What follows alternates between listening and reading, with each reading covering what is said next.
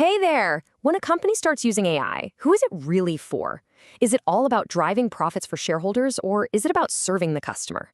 It's a simple question, but the answer, well, it changes absolutely everything about how AI is governed. Today, we're going to unpack a massive 15-part research report that digs deep into this very divide. So, let's get into it. Okay, first things first, let's get the important disclaimer out of the way. What you're about to see is a review of the differences in AI governance between shareholder-focused and customer-focused organizations report, which was put together by Virtualization Options LLC. Now, this is not legal advice, it comes with zero warranty, and honestly, we're just scratching the surface here. Think of this as the high-level flyover of a really deep and fascinating 15-part journey. So, here's our roadmap for this review. We're going to start with the two core philosophies that drive everything. Then, we'll look at the foundations they're built on, see how they actually work in the real world, explore the bigger consequences, and finally, we'll pull it all together with the key takeaways. At the end of the day, it all boils down to this one question. Is your AI governance machine built to churn out shareholder value, or is it designed to protect and grow your relationship with the customer? Because as this report shows, you can't really do both equally. One always takes the lead. All right, let's dive into the core of Chapter 1 of the report. This is where it all begins. We're talking about the two fundamental mindsets that act like the operating system for every single AI decision a company makes. So on one hand, you've got the shareholder value camp. Their North Star is pretty clear: financial returns, ROI, and getting ahead of the competition. For them, governance is basically a tool for risk management, a way to make sure you don't get sued while you're moving fast. But on the other side, you have the customer focus orientation. Their crime directive: customer trust, long-term relationships. For them, governance isn't just a defense mechanism. It's a way to actively build fairness and prove you're on the customer's side. Okay, so you pick a philosophy. How does that actually start to take shape in the real world? Well, the report uses chapters 2 all the way through 5 to show us how these foundational pillars get built and how that one initial choice creates a ripple effect through the entire organization.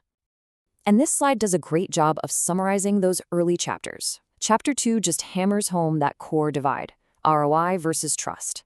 Then Chapter 3 shows how that changes what you're scared of. One side is worried about financial liability, getting fined. The other is terrified of losing customer trust. Chapter 4 looks at compliance. Is it just about doing the bare minimum to stay out of trouble, or is it the starting point for building something better? And finally, Chapter 5 tackles data. Is it an asset to be squeezed for every drop of value, or is it something you protect to empower your customers? You can already see two totally different worlds forming. All right, enough theory. What does this stuff actually look like when the rubber meets the road? Chapters 6 through 10 of the report are all about the operational nitty-gritty, showing how these big ideas actually translate into day-to-day actions. Now, this chart, which is based on Chapter 6, is super telling. Look, both sides care about internal audit trails, that makes sense. But check out the huge difference in customer-facing explanations and transparency. The customer-focused approach invests way more in helping the public understand why the AI did what it did. They see that as absolutely critical for trust. And whoa, this table from Chapter 7 really drives the point home. It shows how they measure success. For a shareholder-focused company, almost half, 45%, of the scorecard is just financial. Customer experience, a tiny 5%. Now flip it. The customer-focused company weights customer experience and ethics at a combined 85%.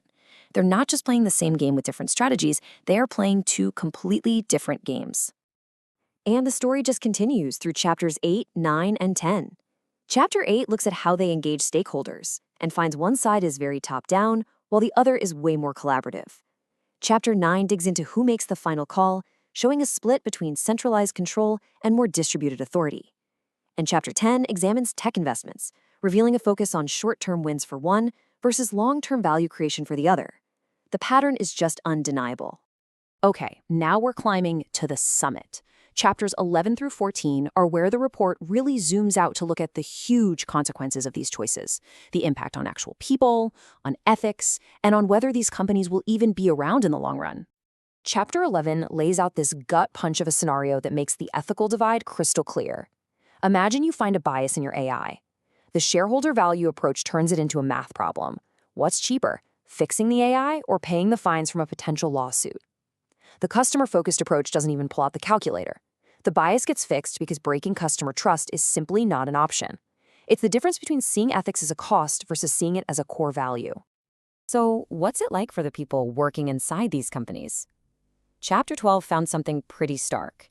In shareholder-focused firms, a majority of employees, 58%, reported a jump in AI-powered performance monitoring, basically more surveillance.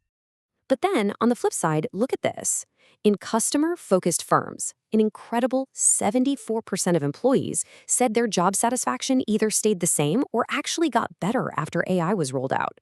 It really shows the difference between using AI to watch your employees versus using it to empower them, and you can bet that has a huge impact on innovation.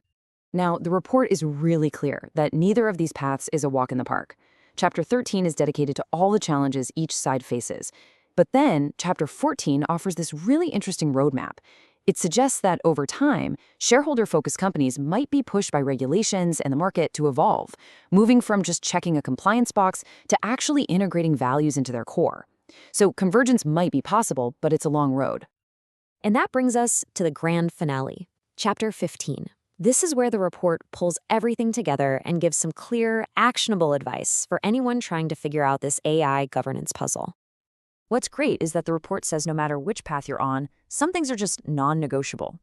You have to have clear ethical principles, you need to know who's accountable when things go wrong, you have to constantly check if your governance is actually working, your leadership needs to understand AI, and you absolutely need a fire drill for when an AI fails. This is the baseline for everyone. I want to leave you with this quote from the report's conclusion because it just says it all. The critical requirement is approaching AI governance thoughtfully and substantively. In other words, this can't just be a line item on a compliance sheet or a fluffy sentence in a press release. It has to be real. It has to be a core part of your strategy.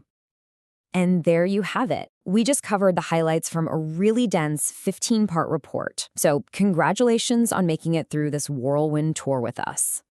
The map has been laid out for you. You've seen the two paths, the trade-offs, and where they lead. So now the only question left is the one for you and your organization. Which path will your AI follow? Thanks so much for tuning in.